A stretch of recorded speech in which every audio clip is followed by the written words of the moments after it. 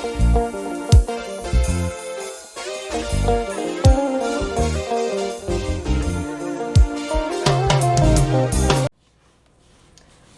guys, welcome and good to see you again. It's Bold TV and this is a storytelling channel. I don't know where my glasses is. I don't have eye problem, but I like to put on my glasses when I'm, I guess talking to you guys. But anyways, life has to move on. Alright, so in the previous video, I introduced a new book. Oh, I didn't tell you when the book is right here. I didn't tell you when that book was published. This is a very new book.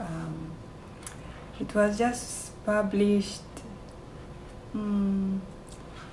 less than a month. Let's put it that way, without giving you guys the exact. I introduced you guys to this book, and it's a kids book. Princess Nora and the Pigeon. Yeah, the book is also available on Amazon right now. And as I said in my previous videos, I'll try to squeeze in some kids books as well. I can do a little bit of reviews for you guys, and if you like the story, it doesn't have to be, only kids, listening to these stories. You can go to Amazon and actually read the full book. But if you don't like reading, don't worry, just come here. I always talk about the books anyways. You can get a chance of, listening or have an idea of what the book is about. All right. So today, in this video, I'm just gonna touch on this book again. This is one of my new books. The title is "What Does Trust Mean to You?" What does trust mean to you? This is actually a bestseller in Amazon. When someone's I don't know, I used to think that when your book is in the bestsellers list, it means, hey, people are buying and a lot of money is coming. No, that's not the case. It's bestseller, but no, I'm not seeing the cash as yet. It's there, but not really. And if some of you that started with this channel, you should know that most of my books, any of my book that you buy, you are actually feeding a kid somewhere. And I'll be telling you guys one of these days what orphanage I'm supporting overseas. And sometimes I will support lunch program for kids in school, and that's what the proceeds go to. I'm just hoping that if one day we are doing really well, and we'll definitely do more, but right now what I'm doing is just providing lunch. There are some schools back home, not only back home, but in a lot of part of the world, not only the continent of Africa per se. Some kids actually start dropping out of school because there's no breakfast, they don't have enough food at home, so of course there is nothing to bring to school.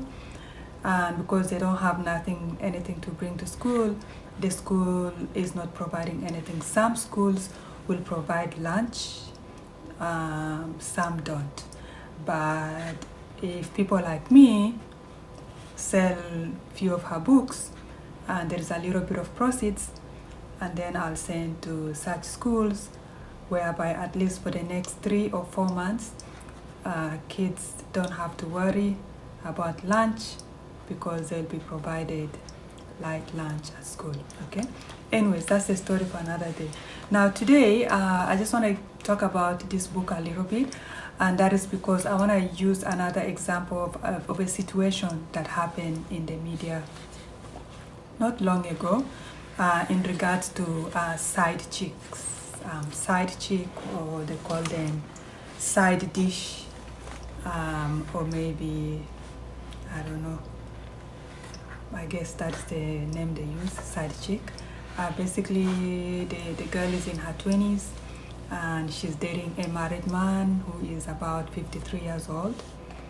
And of course, the man wanted to break up with the girl, and then she started threatening him that she's going to report, him to his wife, that they had a thing going on. And then of course the man was not happy about that, and he didn't want his wife to know about this affair that he was trying to end. And the 53-year-old actually went to the girl's mom and warned her, telling the mom that please talk to your daughter. We had a thing with her and I'm ending it, but she's threatening to tell my wife. And of course one thing led to the other, and the man ended up deleting the lady, and which is the end of a sad story. There is a lot of stories about side chicks that has been happening recently, and I think also one a lady was found out that the wife was cheating. No, the husband was no. Let's start with the husband. The husband was cheating, and someone told her that, hey, we saw your husband. You need to catch them red-handed in so and so place. So she started speeding to go catch her husband and the side chick red-handed.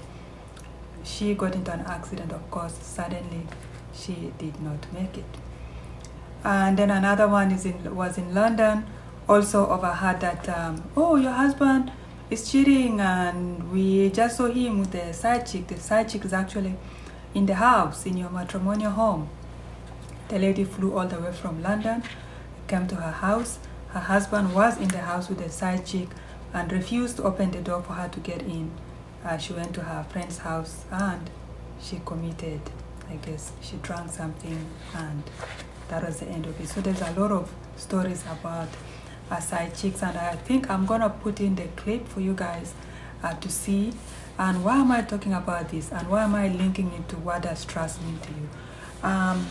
I'm just gonna give you guys an example in this book that is in page 35. Is it? Yeah, page 35. And it's this author. He's actually one of the people that I like reading. I love his work, and his name is Stephen Covey, and he defined trust as follows. According to him, simply put, trust means confidence. The opposite of trust is distrust, suspicion. When you trust people, you have confidence in them, in their integrity, their ability. When you distrust people, you are suspicious of them, and also of their integrity, their agenda, their capability, or their track record. It's that simple. So let's look at the track records. What is going on? Like, what is the track record of married men? Not all, some. Like, what is the trust record?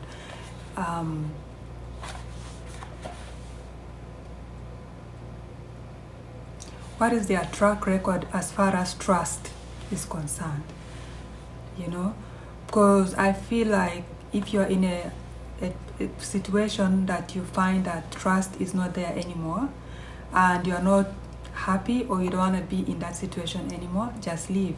But I find that sometimes people like to talk to other people, and at times those other people might end up being the side chicks, which always gets complicated, and the ending is not usually the best. So what does trust mean? It's interesting. It is interesting. Another classic example of trust is how do you really put enough trust in people? It's like sometimes when you look at human resources, when you're hiring someone new, they did perfectly in the interview and everything.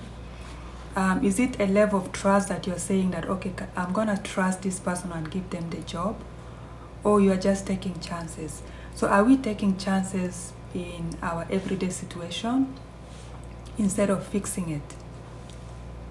I feel like we need to talk more about this. Anyways, I don't think I made any sense, but don't worry. Just keep coming back. We'll make sense next time. This is it for now, and I'll see you guys in the next video. Take care.